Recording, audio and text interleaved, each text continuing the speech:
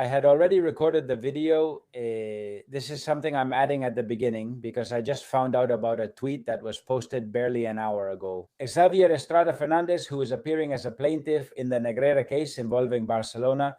Therefore, he has first-hand information and before anyone else, well, just like the rest of the people involved in the case, right? But as soon as he has something, he lets it out. And I think it's huge. I think it's really huge. You'll see it at the end of the video since it was already recorded. Don't miss the earlier content. It's interesting too, and I'll explain more at the end. The guy apologized a short while ago. On his social media, Camavinga says that he takes full responsibility, that he takes responsibility for his part, and that he wants to apologize. To the team and to all Madrid fans, and thanks for the support and always for Madrid.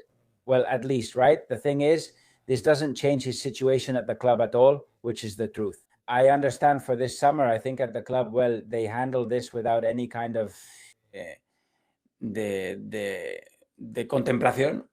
And I think people are feeling that way, and it makes me sad, you know, because he seems like a good guy and all. But honestly, what can we say? I don't know. Has it been 5 years since he was signed? Yeah, he hasn't improved at all. He hasn't really evolved. It's a shame considering his qualities.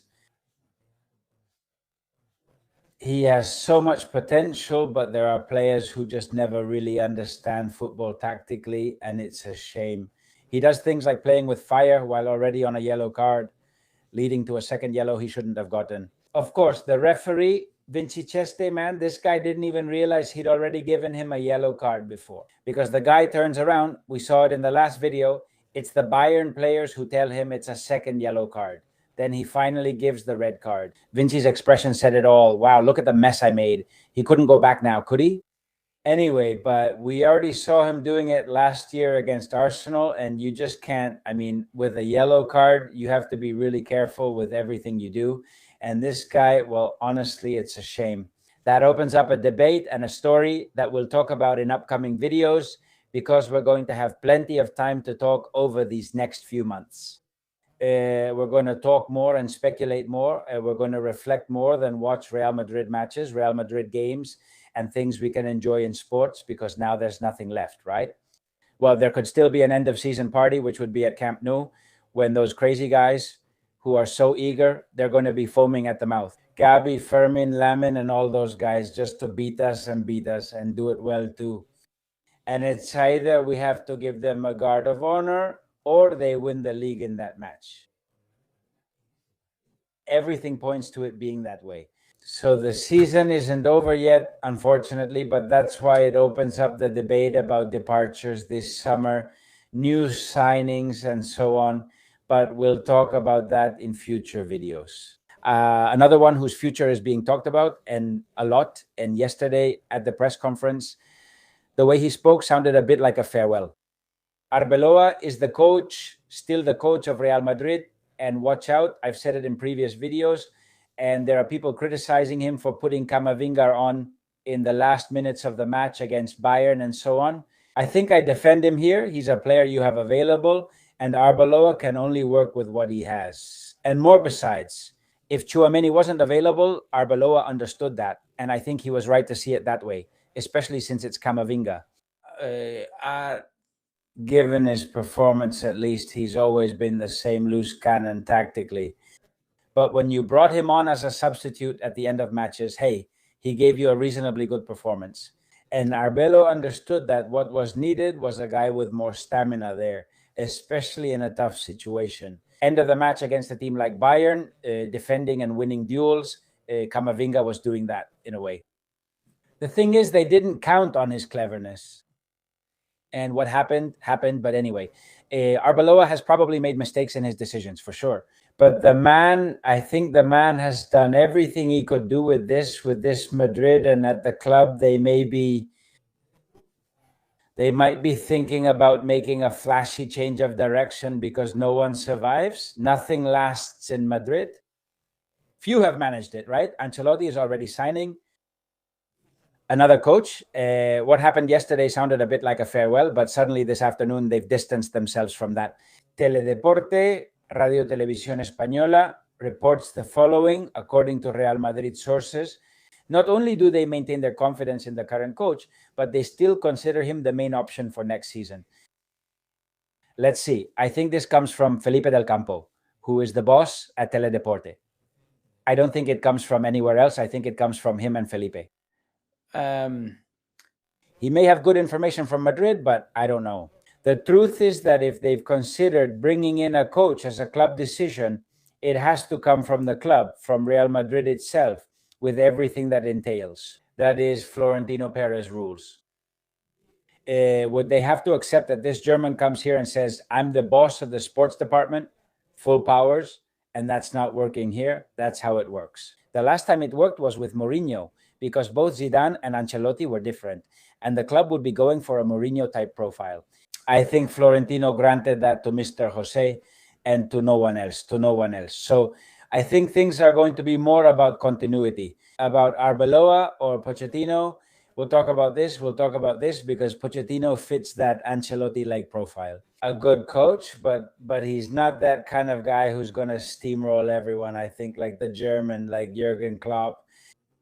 Besides, you'd have to ask Jurgen Klopp if he wants to leave the comfort he's settled into right now and get into the whirlwind of Real Madrid, when not long ago, he said. But they just fired Xavi Alonso, who was supposed to be a 3-year project, and look, right? I mean, he talked about the dysfunction of the club, so for him to come now, that's why I think it might be something like that. About Arbeloa, and if you really think about it, you say, hey, anyone who comes in that's not Klopp won't be taken seriously.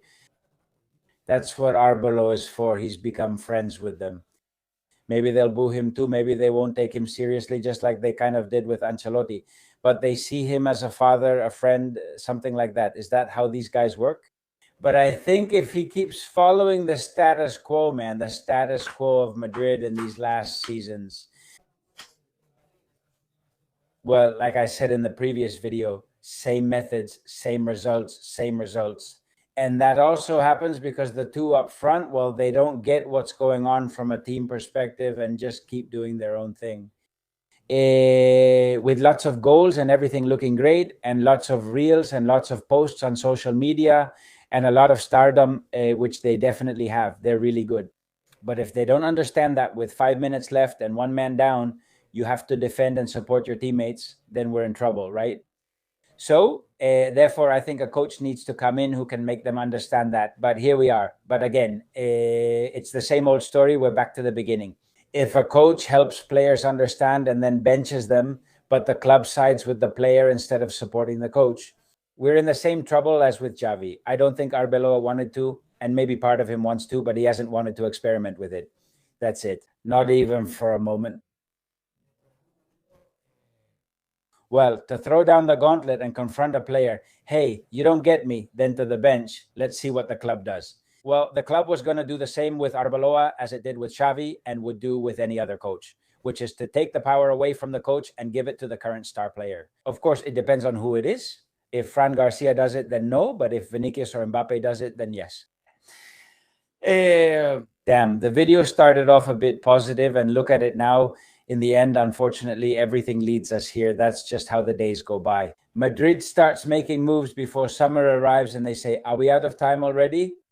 And a lot of things are starting to move, so that this summer becomes a turning point. And maybe, just maybe, we'll start to regain a bit of optimism. Speaking of something else, you just have to laugh. Yesterday, we didn't show it because of how close it was to the match with Bayern and all that. Well, those statements from Joan Laporta, he made them right when I uploaded the video, the midday video, on the day of the Madrid match. And we didn't show anything about Joan Laporta. Calling shameless those of us who talk about the pure facts of why Barça has certain stats in Spain. Refereeing stats and other factors in Europe are totally different. Plus, we're called shameless and more. The guy who quadrupled the payments to Negreira, who paid a refereeing chief during his term, and the presidents before and after, thank you. Did they do the same? For him to say that, it's an absolute joke. It's just all unbelievable. Like a new statement from Barcelona complaining to UEFA about things like, wait, I'm losing this. The Barca website is giving me hives here. But anyway, I had to open it to read here. I'm not going to read the whole statement. It says refereeing decisions didn't follow the rules during their tie against Atleti.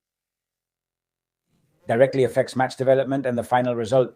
Also, note what's said at the end. Barça offers to work with UEFA to improve the refereeing system. aiming for a more rigorous, fair, and transparent application of the game rules. Barça getting involved in that, really? I mean, the club that paid a refereeing chief now says they want to collaborate. I just pay the chief, and that's it. Or in Europe, for example, they wore the UNICEF logo on their jersey. He was, the vice president of UEFA, Senesursic, and the top person in charge of referees in the European Football Organization, coming straight from the 2002 World Cup, where he was also responsible for the referees. And you already know what happened in the 2002 World Cup with the refereeing decisions, right? Well, that's what Barça is playing at. That's what Barça is doing. And well, this is the statement. They'll soon be bending Ceferin's ear to see if they actually help him do that. And who knows what methods they'll use, since it's Barça, probably the darkest ones, right? With the darkest ones, they've already done the worst thing possible. Just imagine, as they say, well, when someone commits a crime, at first they feel a bit uneasy, but then anything goes. All right, let's go all in with this. Anyway, let me tell you something. They're talking. Ramos Neira and Juan Luis Martín de Pozuelo have already forwarded all the documentation. Well, part of the documents, we're also still helping to make sure everything gets to UEFA. Because let me give you an update, although I think you already know from Ricardo's video that I was talking with Juan Luis, and let's see if we have Juan Luis with us soon. When he filed that complaint with the Ethics Committee of the Spanish Football Federation, Juan Luis Martín de Pozuelo, the lawyer, was the one who submitted that complaint. Did he get a response from the Federation about that, saying that it's already in the courts, that nothing can be done? No, we're going through the ethical route. Why aren't you doing anything if you are part of the case as the prosecution? Why do you think nothing can be done ethically just because it's in the courts? It may be out of administrative hands due to the law, but ethically, isn't that still the main concern? And to involve UEFA and FIFA in that complaint? Juan Luis Martín de Pozuelo wrote a letter of disagreement, I think that's the term, so that the Federation would respond to him again, even though they replied late and poorly. But now they have also sent all this information to UEFA. Apparently, UEFA is responding really quickly and in a super efficient way, and they're asking for more documentation, and they're asking many of us here to help people from this platform and from others like Twitter. And UEFA is going to have everything, and so will FIFA. That's why I'm telling you to keep an eye on this new avenue, because I'm pretty optimistic, you know? For now, obviously, of course, anyone who hasn't seen previous videos or hasn't seen Ricardo's videos will say, well, what is this? We've already explained it. It's through the ethics route on which they have to issue a ruling, and they never did.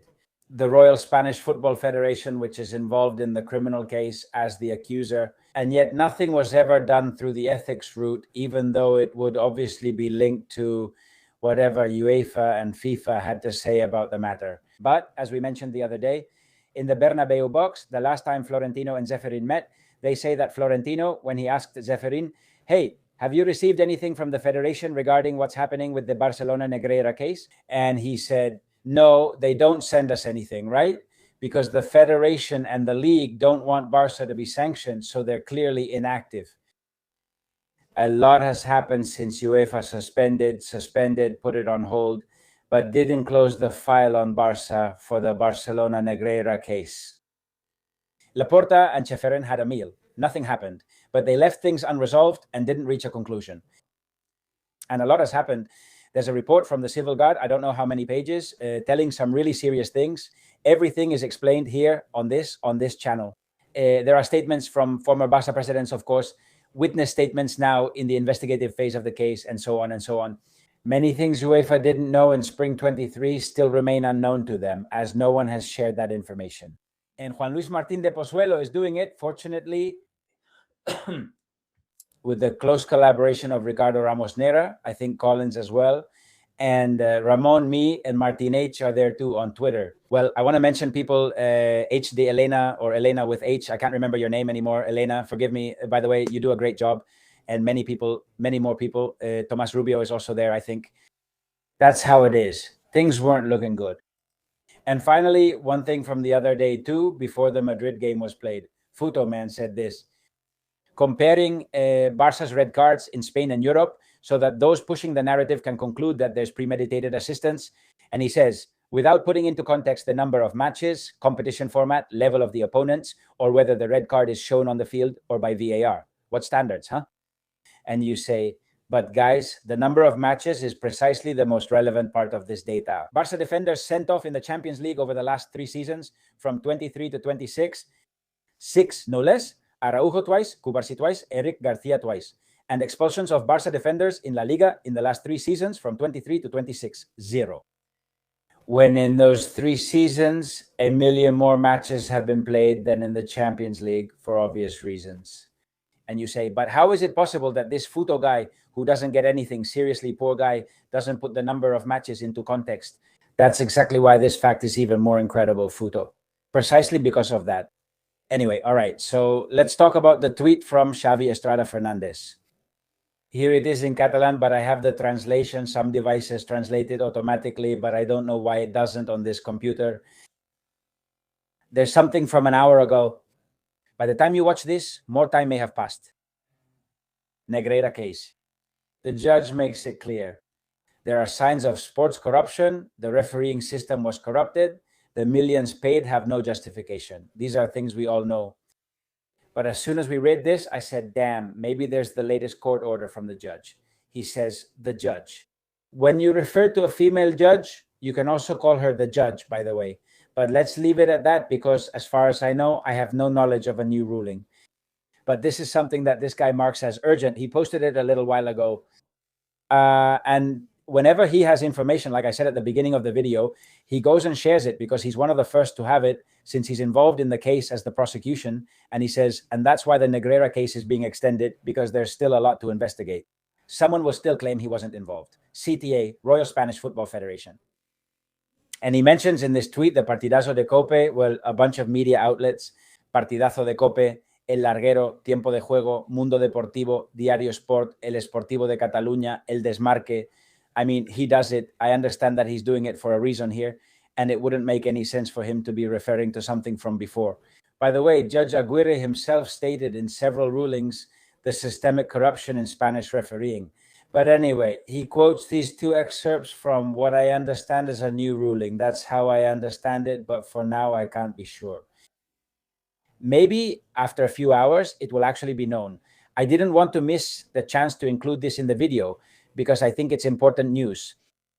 Here the judge says, the general tenor of the statements by the referees and former referees was that the system of control and evaluation of the referee's performance, in which Mr. Enrique de Negreira played a special role, was arbitrary and was corrupted. Referees' promotions and careers depended solely on the will of those in charge of the technical committee of referees. Honestly, I can't recall if Judge Aguirre already mentioned this. What I remember is that he spoke about systemic corruption, and this is something we all know. But in any case, this is in the records, in the case file, which is already quite serious. So it's even worse if they don't take this to trial because of this. Pay attention to this. Certainly, the incriminating elements that already existed when the order was issued on March 14 of 2024, FC Barcelona's $1 million payments to the vice president of the technical committee of referees with no justification, among many others, plus several additional ones that have been added as the police investigation progressed, more than justify the continuation of the present case. La continuación del presente procedimiento under summary proceedings and clearly show a continuing pattern of criminal sports corruption attributable to all those under investigation. For Xavier Estrada Fernandez to put this out there and say the Negreira case is being extended because much remains to be investigated, and he cites this as precisely the justification for extending the investigation in the case. Well, it makes me think that it's recent, but again, maybe I'm wrong. By mentioning all these media outlets, I understand that he wants them to pick up on this and that it's current news. I can't be sure, so I'll leave it at that. In any case, let's leave aside whether it's recent or older. There's a judge saying this about the Barcelona Negreira case, so later they can't say it's fake or that there's nothing to it, it's unbelievable. A judge thinking this, I mean, after listening to the referees and the main people involved about this whole huge scandal from the last few decades, well, that's it for now. Since we were talking about something related to Negreira, which is connected in another way, what we just told you about the ethical path started by Juan Luis Martín de Pozuelo, which is going to reach UEFA and FIFA, plus whatever Real Madrid does, since we don't know yet what they're going to do with FIFA and UEFA. Well, it looks like things are getting interesting. See you in the next one. Thanks for being there. Please like this video if you enjoyed it. Subscribe to the channel, comment, share, and have a good night. Bye.